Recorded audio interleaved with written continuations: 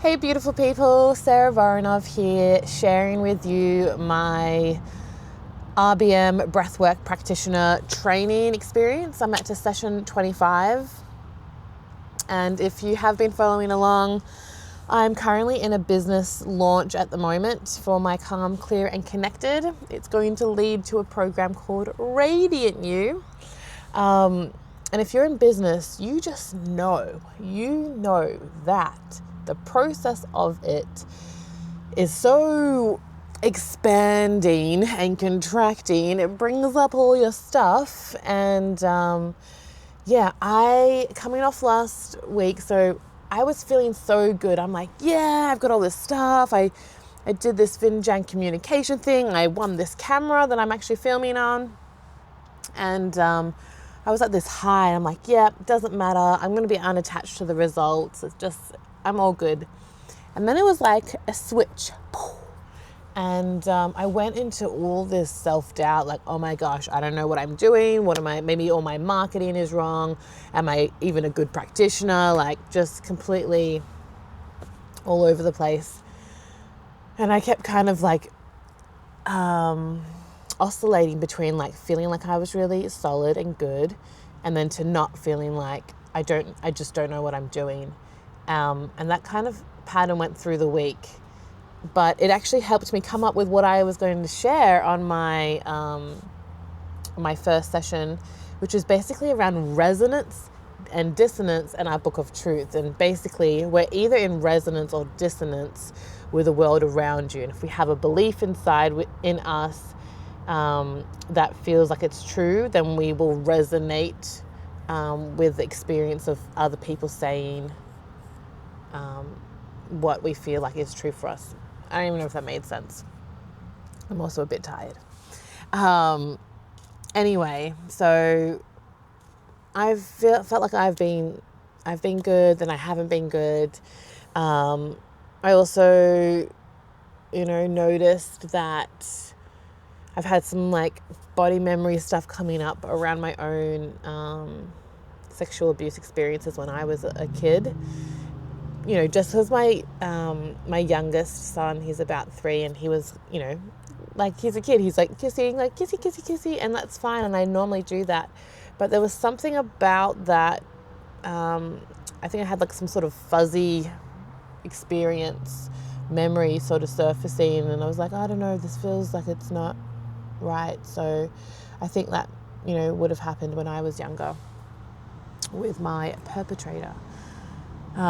Trigger warning for those that have sexual abuse, but I'm not going to talk about it anymore. There's no like actual charge on it though, because I've worked on so many processes of it. I'm just looking at my notes, seeing what else kind of happened in the week. Oh yeah, I also like had some other like cool touching experiences where like people have noticed me, and like I'm in this mastery business group thing, and the facilitator like remembered that I was launching, and so that was a pretty cool experience. So today, so when I had this, my facilitator asked me for my intention, like am I wanting to do a certain am I wanting a certain outcome for my launch? Like, have I been decided on? And I realized, I actually haven't been decided on. I've been toggling back and forth.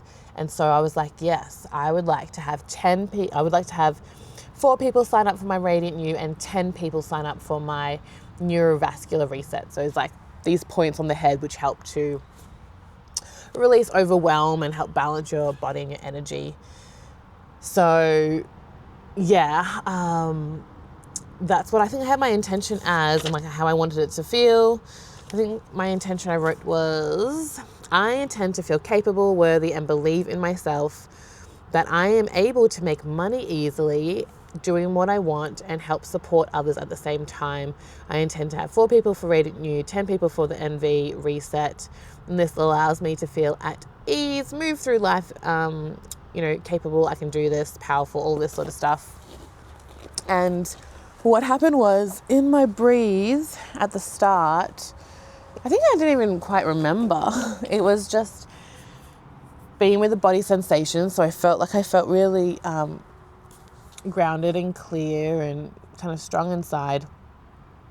And then I kept having the words playing in my head, like, what if it was just a given? What if it was just a given that I could easily make money doing what I love and helping others? And then I was like, I just feel really relaxed. I kept feeling like, should I be doing something? I'm like, no, I just feel like I want to rest. And I'm like, I'd actually be able to rest if I felt like I didn't have to be on and I didn't have to look around and do all the stuff. And so I think oftentimes my brain is sometimes on, and in my breathe, I was able to just connect with my breath and my body and rest and relax.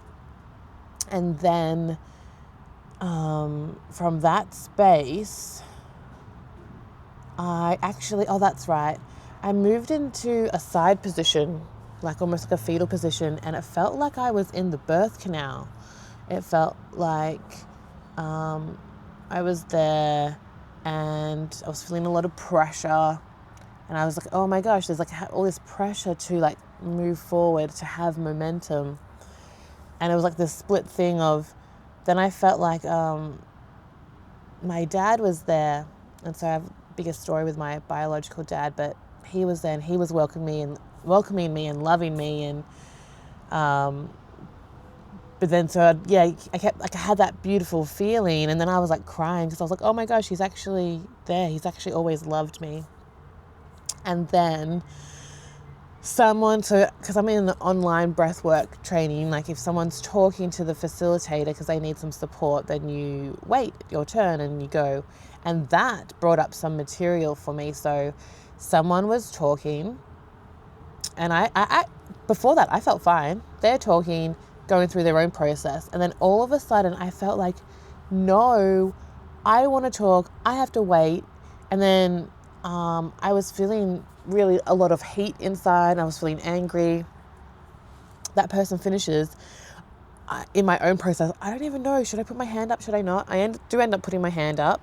The facilitator says, what's happening in your body? What are you feeling?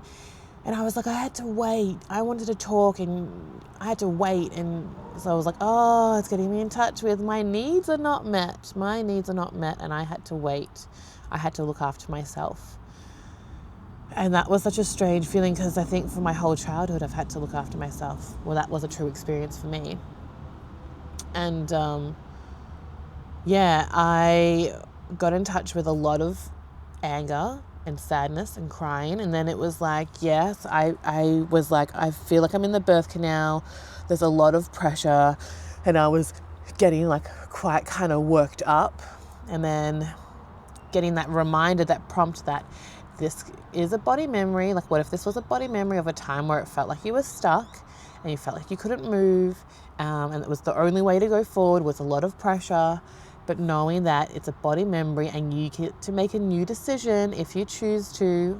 How would you prefer this to be? And I was like, okay. And so I was like breathing and releasing, and I was like, I want to be able to move, slowly expand with ease and move through and have momentum. So I had that, and because I was in that fetal position, and then I moved onto my back, and then I had space, and I was just moving through all these body sensations that were naturally just occurring and releasing them, being with my feelings.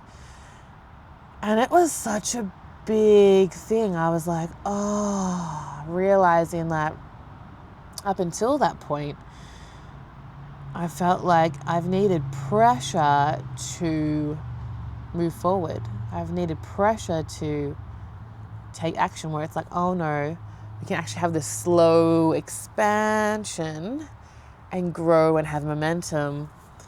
And I forget exactly what happened after the break, because then I debriefed with my facilitator with everything. Oh, that's right. And it was also that, I'm so welcomed. Again, having that touchstone feeling that, because I didn't actually grow up with my biological dad. I didn't know him. I didn't get told I had a different dad until I was 11. And I didn't actually get to know him properly until I was 18. And so, but having this sense that my dad had always welcomed me and loved me and celebrated just my existence. And when I was older, I had that feeling when I got to know him that he didn't expect anything from me. He didn't want anything from me. He just loved me for me. And that when he died, I felt like I wasn't going to experience that again. But it was just the knowing that I've had that, and I can have that as a reference point, and I can always have that knowing that I am. It wasn't just when I got to know him when I was older. He actually felt like that from the very beginning when I was first born, being welcomed. I think that's such a huge, powerful thing. We can be super welcomed for as we are, like, oh my gosh. So yeah, I actually spent the rest of that time, that day, because today's like Thursday, and I did that on a Monday, just kind of in a bit of a haze almost, and this slowing down and feeling like it's okay. I have delivered my second day of my launch that I was in, and so many other emotions. I can hear my kids are about to come, so I'm going to finish this up, but that was my breathe. Such a cool experience to realize I was releasing all this pressure that I'd been feeling since I was in the birth canal, and something that I just wasn't consciously aware. I think that's a beautiful thing about breath work, is that we don't know. There's just these body memories, these sensations, and whether like that was happened or not, it's like that was what the feeling, what the true experience was for me in that moment, in that time, and now making that new decision. I will share how my next session goes, because there's like some stuff that's happened, but I'll leave it there because my kids are coming. If you've watched this and you've gotten something from this, let me know, pop it below. Otherwise, thank you for your time. Love you. Bye.